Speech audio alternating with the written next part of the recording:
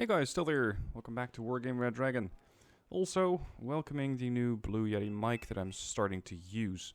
It should be sounding very different than the headset that I was using. And in case you've been following up with the whole headset issue, I found out that there was a plug or a part of the plug missing, or rather damaged probably. And as such it was causing static. Now I've upgraded to a Blue Yeti on a mic boom. But I'm unfamiliar with this particular type of mic, so I've done a bit of testing, and this video is a sort of test again, because I still need to figure out exactly what the audio levels need to be. Anyway, as we're doing that, I am watching, or rather rewatching, a game from Wonsan Harbor. This is a blue versus red, as you can expect, 10v10 tactical. I was on the enemy team. I was on red 4, and I want to be inspecting blue 4 because I'm wondering what exactly happened with blue 4. Because this game was a bit of a stomp, and I want to know why. So consider this error analysis, or trying to figure out what the enemy team could have done better. So the enemy team being blue 4 in this case, and figuring out how they could have salvaged the situation. Now, the first thing that I don't really like over here is that we have James going with armor into a harbor. I'm not exactly sure what sort of unit he's going to be using. A Leopard 2? Well, at least he's not going for something very expensive. You could argue both ways with the Leo 2.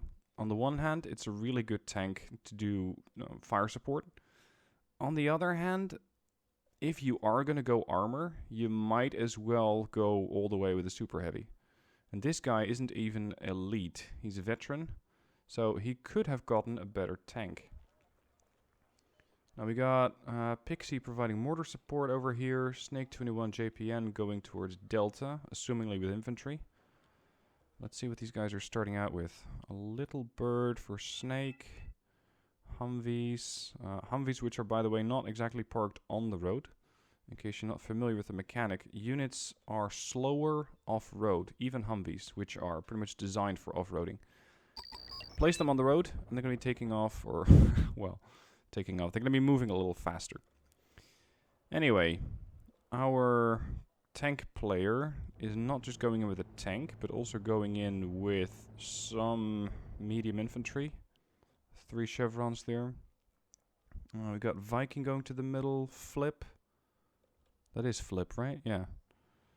HJ9 going to the right flank. And yeah, I remember this. They tried to do a push on our right flank on Alpha.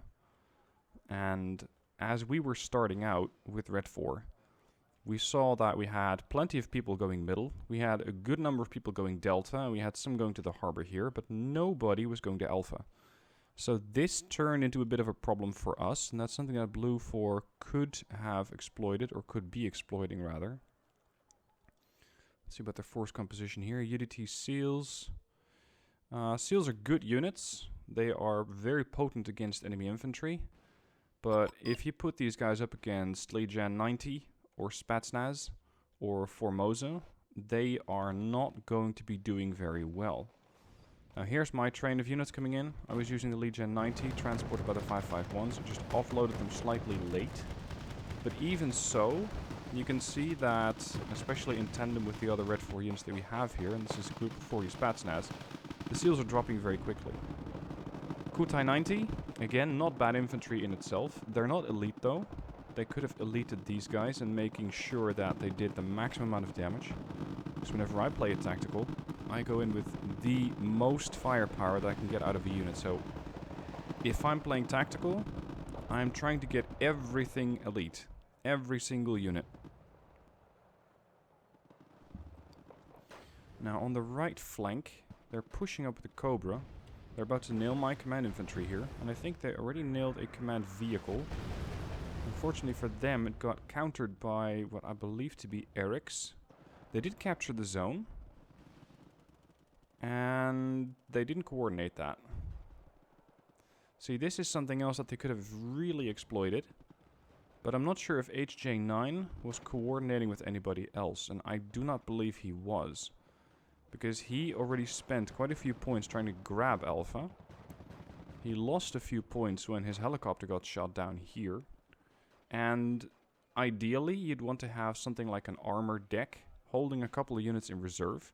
Like, for example, that James player with his leopard. He could have spawned in a couple of AA units, maybe a tank or two, and that would have been a severe risk for our flank here at Bravo. They could have pretty easily started pushing from Alpha towards Bravo. And as it stands, the SAS are doing some damage against helicopters, but they are out of stingers. So the Mi-8s might get shot down by machine gun fire or M16 fire from the SAS. But we know what they have. And they're not getting reinforced. We also are countering the cap, so they can no longer bring in units from here. And any units that they will be bringing in are going to be coming in from Foxtrot if he ordered them in after. Yep, there we go. HJ9 apparently ordered in an amphibial, assumingly to resupply his forces here, maybe the SAS. And instead of spawning over there, they got spawned in over here. Now let's have a look at the left side of the map. We're looking at Commandosi from red, Cav scouts over here. I probably wouldn't be using cavalry scouts here, because the cavalry scouts with their dragons can do some damage against enemy armor. The range, however, is not that good, and you can bet your ass that there is going to be infantry inside this town. So pushing up with cavalry scouts, which are in itself pretty cheap, but they did come with the transport, so let's assume they're paying 25 points easily for that, probably more. This is not an ideal unit to be scouting. If you want to be using these, I'd say using from the tree line here, because from over here they could have pretty easily wasted that BMP-1 from Coffee. Now what other units do they have? They got a Stinger, they're leading with Stingers, and their Deltas in the back. They have no AA, which Key Joiner over here is very much taking use of. Oh, those Deltas are lucky that they didn't die outright there. Yeah, well, I'm not entirely correct. It's not like they don't have any AA, but their AA is very limited in manpads. Now, down the middle, they're already losing the fight. There's not a whole lot of infantry that Bluefor can deploy to a town that Red 4 is not just going to steamroll. It is very difficult for Blue to put up anything that can last for any sustained period of time against Red 4 infantry. I'd say Navy SEALs stand a very good chance with their grenade launchers. Those would be an ideal pick, especially if you can back them up with a bomber. Doesn't need to be a napalm bomber, but just something that does a high amount of damage. And this stack, for example, if you're an infantry player and you're working together with an Air Force player, one Nighthawk could wipe out all these Spetsnaz. And that's 120 points, excluding their transports. Correction, that's 140 points, actually. If these guys would have gone down to one Nighthawk strike, that would have set Red 4 back a lot, because it would have been very difficult for us to come back from that. Now he is pushing in with transports. I like that. Pushing in with transports against infantry like Legion and Spetsnaz is going to be effective, because my Legionnaires, or no, not quite, my Legion only have their HE weapon, which does damage to infantry. Nothing against vehicles, or at least very little. Same goes for the Spetsnaz here. And there's the Nighthawk doing some damage, but I think we have surviving Spetsnaz. Now, James, who I've been following so far, or at least whose player I've been lighting up, he's pushing with a Leopard, and he's going in utterly blind. No reconnaissance, and a Leopard by itself has poor optics. This is a death trap to enemy armor. Or, not especially enemy armor, but any armor. And sure, he was being annoying. He was a thorn in our sides over here. We couldn't do that much against him. But bring out a bit of infantry like standard Legions, not Legion 90, but the standard Legion with their RPGs. Maybe some other units, such as Motostrelki 90. It doesn't even need to be terribly expensive. And you can easily wipe out a Leopard 2, causing him to lose his unit, and since the Leopard 2 is an investment of another 80 points, that could have been 2 to 3 infantry squads. Now, I gotta say, HJ9 is doing a good job here with scouting out the Bravo cap. They know where the CV is. I don't think they're able to waste it just yet, but he did do a good job marking it there. The question is if they have anything to hit that CV with. And I think the answer is no. They don't have any long-range artillery, which, to be fair for a 10v10 tactical, is pretty rare. It's quite unusual to have no artillery in a match like this. One Caesar, a Bacan 1C, an M109A6, an M109A6. All of those could have been very effective at shooting down, or, well, shooting RCVs. This one, that one. And I'm not exactly sure if we had any more.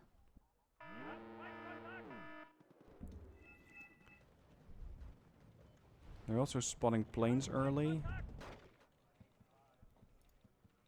This is risky over here. They saw that there was a MiG-25, and yet Sergeant Anus over here, yes, I just said that. Sergeant Anus decided to send in his Nighthawk. It seems that the MiG might have picked him up, at least temporarily. This is really, really risky. And Nighthawks are not cheap at 150 points. Alright, Red's pushing through here. He's sending a V150 against a Scott 2. Well, this could go either way. These guys are very equal in ability, ammo count, damage output. The only difference here is hit points, since the Scott took a severe beating already. Optical failure, stabilization. Yeah, I think that this unit over here, the V150, should be winning that. Unless he happens to run out of ammo before he actually kills it.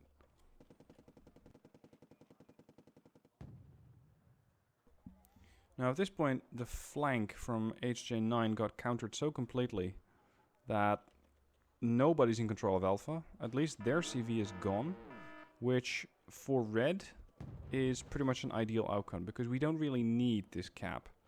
Sure, it's nice for the +1 income, but we don't really need it. So long as Bluefor doesn't have it, it's perfectly fine.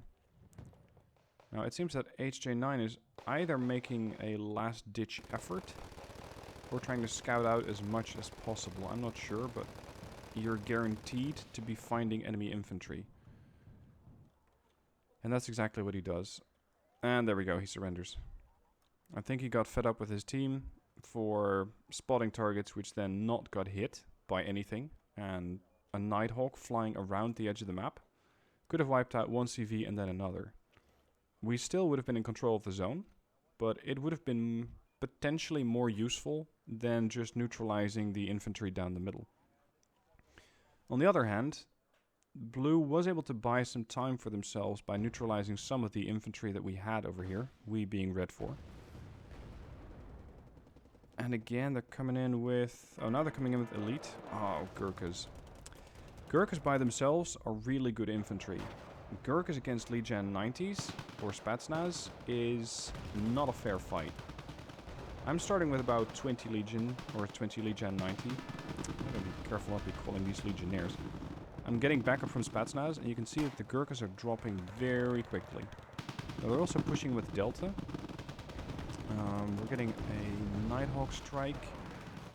The Nighthawk seems to have struck the crossroads instead of any specific building. And considering that the Nighthawk bombs have... insofar as the Nighthawk is still with us... no, that was the Nighthawk. The Nighthawk bombs have a very small splash radius.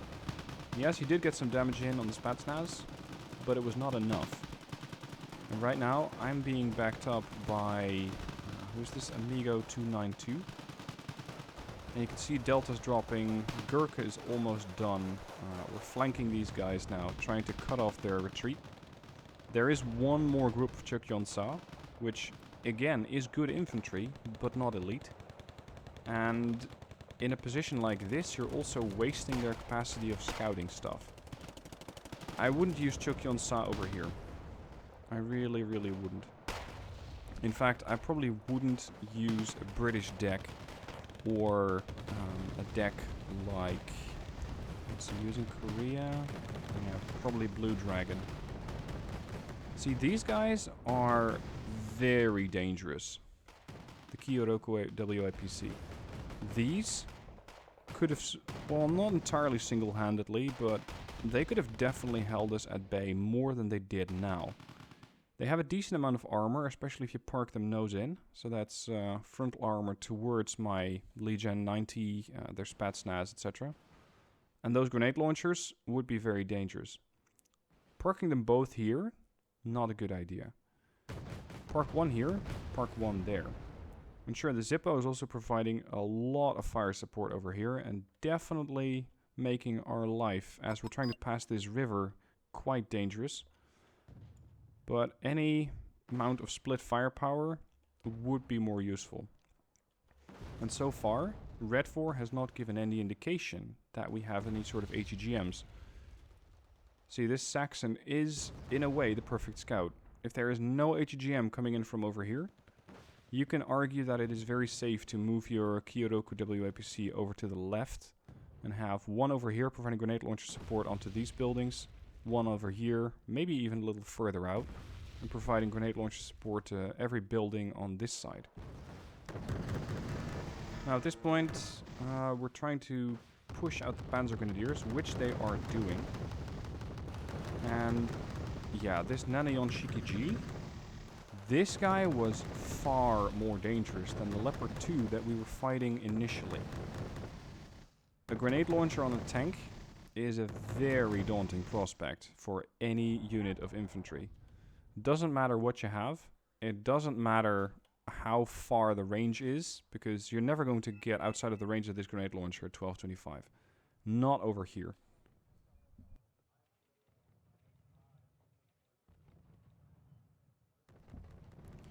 Now, what the hell are these? Oh, he retreated a couple of Stollies all the way to the back. Delta is being neutralized by Red 4. And at this point, the game... Is it lost? Maybe, maybe not. It's not looking good for blue. Alright, so let's say you're Bluefor. You got a couple of players leaving, which means that you have slightly more income. How would you stem the flow of Red 4 units? Knowing that you have nothing to counter down the middle over here. And knowing that you have very little which can actually do the same thing in Delta. There's probably Commandosi dug in there. Maybe some fire support, transports. It's going to be quite difficult to get back into Delta. Now, if you have a spare CV, you could argue that capturing Delta might give you a few more points, but is it worth the pretty much guarantee of losing another 100? I don't think so. I think that what blue is doing, and I agree with their tactic over here, holding on to this side of the river. And this side of the river, getting here, is going to be quite difficult for us. Us being red. There is one problem that I see, and they're countering it already. They have no AA. If we send in a MiG-25BM, a MiG-912A, so thermobaric bombs, it is going to be a big-ass barbecue over here on this side of the river. Once these guys are being barbecued, we can then move up anyway. And they only have one track draper FSA over here, which is pretty good against airplanes. I don't really like it because it is terribly slow off-road, but I suppose you could make it work in a town. Since its road speed is 110, but off-roading is 35. Already pushing in with Mi-17 here. Yeah, Red's recaptured Alpha. See, these guys are pretty much done for. They have no AA support, especially not against helicopters, because an FSA Rapier is not that good against helicopters. Its range is only 2100. Easy win surrenders. That's another Bluefor. I guess it was not such an easy win after all, and the guy got 1 point. Yeah. The commandos are being completely overwhelmed by Commandosi, Saperji, Mutstrelchi, and I believe there are Granatomets behind there as well. So Pixie at this point should have just withdrawn his forces, try to make it across the bridge, and set up another defense from over here. Because from over here, and maybe this building, you can provide fire onto the bridge, where the enemy does not really have that much capability of firing back from the safety of a building. Keeping them over here is pretty much a guarantee of losing your units. So withdrawing or retreating or whatever you want to call it in time is, as far as I'm concerned, a pretty key skill here. Turning your AA off, again, is a pretty key skill. However, I suppose we could pardon James for that one, because James is the one that was inheriting all these units. He's getting more and more units to manage, and I think that he might have been utterly unaware of the fact that he had a tracked rapier over on the left/middle. So he probably didn't know he had one, and if you don't know what you have, it's very hard to micromanage it. Now the Nanion Shikuji is still here. So far it's only fired a couple of grenades and a couple of main gun rounds. I think at this point Red was consolidating their forces down the middle and preparing for a final offensive. Point difference is 1,000, which in a tactical is pretty severe. Now I'm seeing mortars, mortar fires. Is that the LAVMs? Might have been them.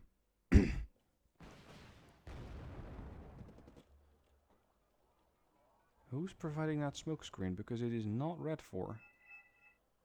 Cross bridge. Saying who?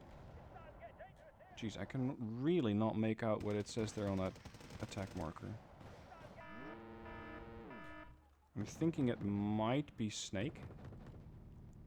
But seriously, this is bound to fail. Yes, they have their transports. But it's a quad stack. It's 40 guys. One bombing run, and you can kiss, I'd say, 28 to 30 of your guys goodbye. So that just doesn't work. Now you can see my Lijian standard, so not Lijian Napalm, skirmishing around here with the Kyorokus. Every time I was able to get one RPG off and then retreated before the grenade launcher actually returned fire. And so far they're almost down, but you can see how that 2 HE, or that 2 frontal armor, is making it more difficult to take it out. Well, there's the Lijian from Amigo 92. He is getting overwhelmed, but in that short period of time, he already wiped out 6 Panzer Grenadiers. And to make matters worse, he's now coming under attack from his own mortars. From, I think, Snake. Now he's pushing in. Yeah, there are my Lijians. Watch this. This is not pretty. This is why you do not use Panzer Grenadiers inside a town against elite infantry like the Lijian, which, with their napalm launcher, are just so incredibly dangerous, especially against larger stacks of units. And the MiG-25 that I pretty much saw coming over there did wipe out, I think, some of my units as well. But he just lost all of his Panzer Grenadiers. Now, as you can see, Panzer Grenadiers are not that expensive. They're 20 points each. But that was an investment of 80 points. Let's say you're paying 5 to 10 points for transport, and it becomes far, far worse. And you're doing about a loss of 100, 120 points, depending on how well you can still utilize those transports. I think they came in on the M113, so it's a total loss of 100. Especially seeing that the M113A1Gs are not going to be that effective over here in this town. Yes, they can suppress the infantry that I was using and the Spetsnaz that allies of mine were using, but still, it is pretty risky. And sending in reservists as a last-ditch effort, this can work if you're playing destruction. The standard type of destruction. If you can just keep spamming these, it might work. If you're playing a tactical, where the enemy is throwing Lijian 90 and Spetsnaz and potentially Formosa at you, and you're throwing back a couple of reservists, well, that won't be pretty. That will not be pretty. Alright. We got 2 minutes left. Let's go to some conclusions. And, of course, feel free to add to my suggestions or conclusions down below in the comments. 1. Do not take an armored unit like a leopard down here into this part of the harbor. A Nanayon Shikaji with a grenade launcher is a far better choice. It is also cheaper at 60 points versus 80. And yes, it might die to infantry over here. But if you micromanage it and you maneuver your unit to, for example, between these containers, you can get a couple of shots off here and there. Wipe out BTR 90s, other transports, maybe some logistics units as well, make life more difficult. And this guy is elite, and I believe he also came in at the elite rank. Don't send up inferior infantry down the middle. Make sure it is something that can go toe-to-toe with Legion 90, with Spetsnaz, or that you have something which has a little bit of staying power, not Heimatschützen. By staying power, I mean 15-man squads. Send those in smaller groups. So groups of either single squads or double squads at the most, so 30 guys. And as you are engaging Legion, then you can hit them with a Nighthawk. But that takes coordination. That takes 2, maybe even 3 players. Another thing that Bluefor has is the capability of deploying mortars against all of these Red 4 infantry units. Because the Red 4 infantry is pretty expensive, meaning that if you're Red 4, you're either going to have somebody on dedicated mortar duty, or you won't have any mortars. Of course, as you're using mortars to supply a bit of fire support here, make sure you keep moving them around, or it's going to be painful. The push over here on the right initially worked out very well for Blue. Also because we simply didn't send anything over to Alpha. Had we sent some units over there, it would have probably gone down quite different. But since he captured it, they could have exploited that, and they utterly failed to do so. Now this is the naval variant. I'm not a big fan of using naval units over here, because they are of very limited use. Yes, you have a pretty large shoreline, but line of sight is limited. I don't think that a ship parked out in front of this side of the harbor could, for example, be taking shots at this infantry. Simply because there is no line of sight. Well, maybe. Maybe. You could argue that you might be able to shoot between these container stacks. It's not a guarantee. And if you're spending, let's say, at least 100 points on something like a ship, you want to guarantee that it's going to be effective. So ships, not so good here. So 1, get better infantry. 2, try to coordinate with teammates and make sure you don't have too many people playing airborne, because you can also go overboard and have too many people playing airborne, which then works to your detriment again. Try to get mortar support, and if you see that your team has an open flank here, if it has an opportunity to push onto Bravo quickly, do so.